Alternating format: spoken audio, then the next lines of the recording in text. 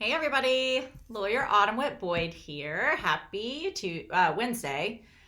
You guys, I did the Being Boss virtual conference this week and it started Sunday, and so I feel like this is Friday. It's been a bananas week, but I'm recording this on Wednesday, April 22nd. If you're watching it later, feel free to drop an emoji, say hello. If you've got questions and you're watching live, I will answer them live. I got a couple in advance, so I'm going to be talking about today two main things: some updates on the PPP, the Paycheck Protection Program loans, and the second thing I'm going to be talking about is a bunch of questions that I got from one of our Legal Roadmap podcast listeners about about starting an online course. She is in the medical field, and so they're kind of specific to that, but I think it's really interesting. I actually have a number of clients who have a professional background, that they're either a licensed professional or they're in kind of a trickier area and they're wanting to create an online course or do some online learning around their expertise, and it just presents some different legal questions. So I'm going to be talking about those two things today. But before I forget, since it is still Wednesday, April 22nd, our contract sale is going through the end of April. So if you have not checked that out already, we've put everything on sale, 40% off. You can go to the link that you see below me. It's at our website, awbfirm.com. Shop now. Everything is 40% off. No code needed through the end of April. So if you are finding you're either doing something new in your business, or you've realized maybe you've had some tricky client issues and your contract is not protecting you the way that you had hoped, this is a great time to grab a new contract for your business. All right, so the PPP update is, I have kind of two PPP updates. The first one is that last week, so on late on April 14th, the SBA, the Small Business Administration, and Department of Treasury released new guidance, new regulations about how self-employed people should apply for the PPP loan. Now, they had been able to apply since April 10th, so this was kind of late coming, and many of them had applied at the very beginning when the applications opened up, the week before. But we now know for sure, these guidelines say for sure, that if you are a self-employed person, either a sole proprietor or just the owner of a business, and you want to include your own income, your own compensation in your request for a PPP loan, the way that you do that is by providing your Schedule C. That is a tax form that you file with your tax return if you are the owner of a pass-through company. If you're a partner, it's called a K-1. I'm assuming that for partners, it's going to be a K-1. But that was not clear for sole proprietors, self-employed people, single members of LLCs. But now we know for sure it's going to be the Schedule C, and it's your 2019 Schedule C. So if, like me, you have not filed your 2019 taxes yet, I actually just emailed my CPA once I saw this new rule, because I sent him everything in February, but it wasn't really urgent because the deadline got pushed back to July. And so he's kind of been working his way through, but not in the normal mad rush that he would be, working nights and weekends through April. But when I found this out, I sent him an email and I said, hey, any chance you can kind of move my tax file to the top of your heap? Because even if you have not filed your 2019 taxes, you've got to provide your 2019 Schedule C, and you're going to want to have that right. Like, it needs to be the one that even if you haven't filed it yet, it needs to be the one that you're going to file. So that 2019 Schedule C, and it's line 31. It's going to be, let me see if I can pull it up while I'm here. I actually did a new video. It's on our website, going over some of the different documentation you might be able to be required to show for applying for the PPP loan. And I pulled one for that. So line 31, it's your net profit or loss is what that line is identified as. So you're going to take that number, you're going to divide it by 12 to get your average monthly, and you're going to multiply that. You'll add it to any employee compensation that you have, multiply that by 2.5, and the other categories. Those are listed in more detail in our guide, which is at the link below. Our COVID-19 guide to financial relief for small business owners. You're going to do all those calculations, but that is the number you should pull for your owner's compensation. And that has been an open issue, kind of a question mark. And I will tell you, I applied for my own PPP loan, and because I hadn't filed my 2019 taxes, I used my 2019 profit and loss statement, which is it's a similar number to what's on the Schedule C, but it's not exactly the same because there's all kinds of rules with taxes and what you can and cannot deduct as a business expense. So I will have to, I guess, my bank is kind of incommunicado, but I'm guessing they're going to now ask for the Schedule C once the money is back funded, and hopefully they get the applications moving again. So that was number one on the PPP. We now know how owners and self-employed people are going to prove their income. And then the second thing on the PPP is that, again, I'm recording this Wednesday, April 22nd. It has not passed both houses yet, but the Senate has passed a bill allotting more money for the PPP program. So kind of everything has been on hold since the end of last week when the program ran out of money.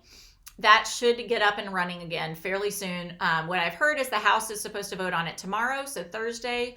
So I'm wondering if, as soon as it's passed, and I'm assuming that the president is going to sign it because he has been behind it, if that will just kind of kickstart everything and the applications will start moving again. So fingers crossed. I know I am waiting with bated breath, like many of you, for my own application to get moving again. I actually applied on April, I think 5th or 6th. And I called my bank yesterday and they basically couldn't tell me where it is in processing, but I don't have the, SBA number assigned to it, which means it is not, kind of been sent over to them for processing. So it's still in limbo at my bank, which is frustrating. So I am with a lot of you who are frustrated with this process. But it's good news that more money is coming. It doesn't look like there's going to be any kind of, delay or issues when the House gets it. It looks like they're just going to pass it. So fingers crossed that gets moving. All right, I'm going to pull up the questions that I received. So these are from Monica, and she said she was going to join us live, but I haven't seen a comment from her. So we'll see. Monica, if you're here, say hi. And if you have any follow-up questions, sometimes a little more information is helpful. Feel free to throw those in the comments. I am watching the comments while I'm answering. So Monica said that she's about to launch an online course. Oh, good. There's Monica. Great. If I have some questions and you can pop more info in the comments, that would be great.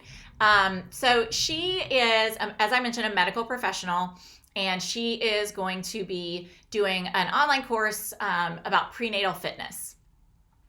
So she had a couple questions about medical health information. And as I mentioned, I do have several physicians who are clients. So we've kind of worked through some of these issues with their online courses. Katrina Ubell is one of them. And I'm trying to think off the top of my head. I know we have a couple others, but Katrina comes to mind first because we work with her on an ongoing basis.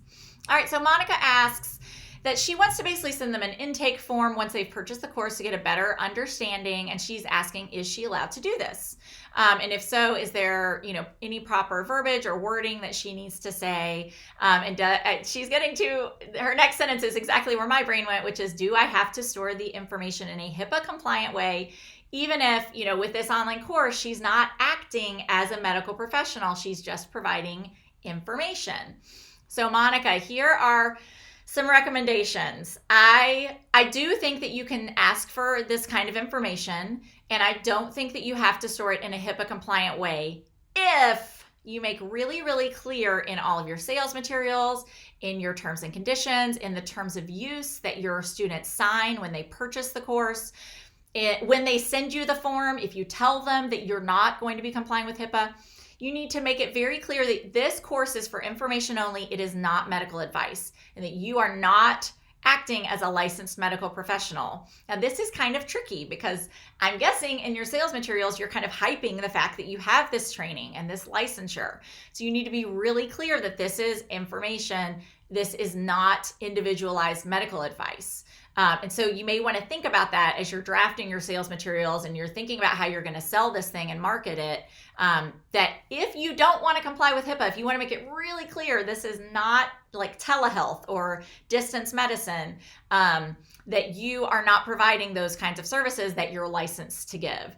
But yeah, I think it's fine to ask for this information. I would have all the disclaimers. And if you haven't already, Monica, I know you mentioned you were thinking about some of our contract templates. Our online course bundle would be really helpful for you for this. It's going to include our terms of use, which has a lot of this baked into it. And then if you have questions about that, we're happy to answer them either in the Legal Roadmap Facebook group, or if you purchase our the online course bundle, which we have on a separate website. We're trying to streamline this, but it's still a little confusing because we just launched the new website. That website is Online Course Legal, which I'm going to throw in the comments just in case anyone watching this later has questions. But if you purchase that bundle, it includes with the bundle a monthly phone call where you can ask questions, or if you said, I'm having a little trouble with the wording in this contract template, can you help me? we provide that support. It's, again, I'm like you, not legal advice, but we're happy to answer questions and provide information to help you fill out the templates and get them up and running in your business. So I do think there's a way you can use an intake form. You've got to be really careful about it, and all the disclaimers. But yes, I do think you can definitely do this without having to comply with HIPAA, as long as you're very clear that you are not providing any kind of medical services. So HIPAA does not come into play. It's the same as if you were teaching guitar lessons and you sent an intake form asking people to tell you about what level guitar they play.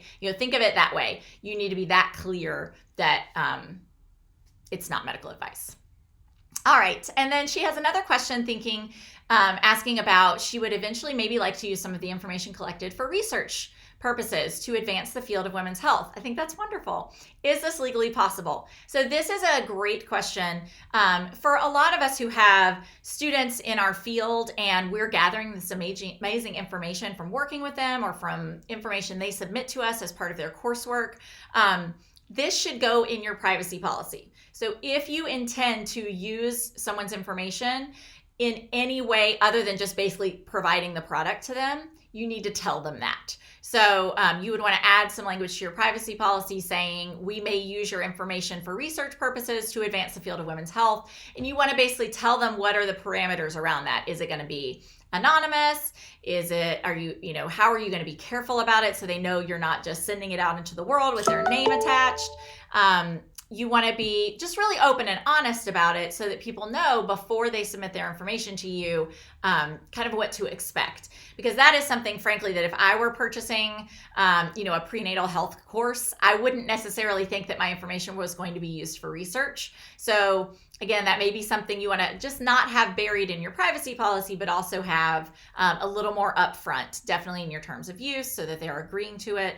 If it's something that they're submitting in what would otherwise seem like a private forum. Like if I were submitting an intake form to you, I would certainly assume that was going to be fairly private. I might not think it was going to be confidential in the legal sense, but I would definitely not think, it might be, in a research paper one day with my name attached to it in a medical journal or something like that.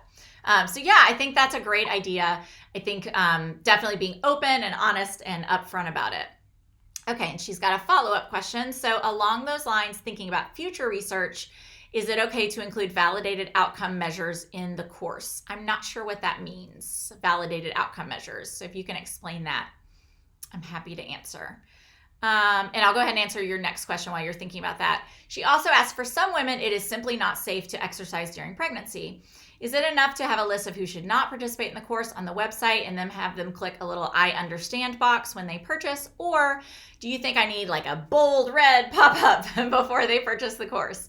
That's a great question. So this is another thing that I think should be in multiple places. So I think you should have a disclaimer maybe on your sales page. I think it should definitely be in your terms of use, and it should maybe be bold and underlined and maybe in larger font. I would even encourage you to think about, especially if your course is not just about exercise, if that's just one element, that maybe at the beginning of those videos or on the front page of any of those, PDFs or workbooks or materials, that you include an additional disclaimer, just saying, hey, exercise is inherently dangerous, and sometimes during pregnancy it is not advised. Please seek the advice of a medical professional before you start this.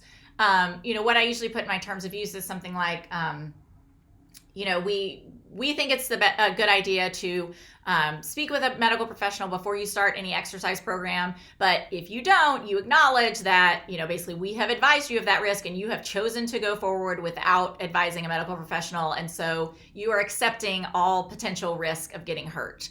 So you want to just make it really clear, obviously we're all grown-ups and we make our own decisions, but you want to protect yourself if they are deciding to move forward without, seeking that medical advice. And I totally understand, especially with pregnancy, it is a particularly tricky issue. So I don't know that you need a red pop-up box before they purchase the course, but I do think it should be reiterated along your sales process. So, if you're sending emails or if you're doing marketing on Facebook, or if you, have things on your website, it should be kind of mentioned in all of those places.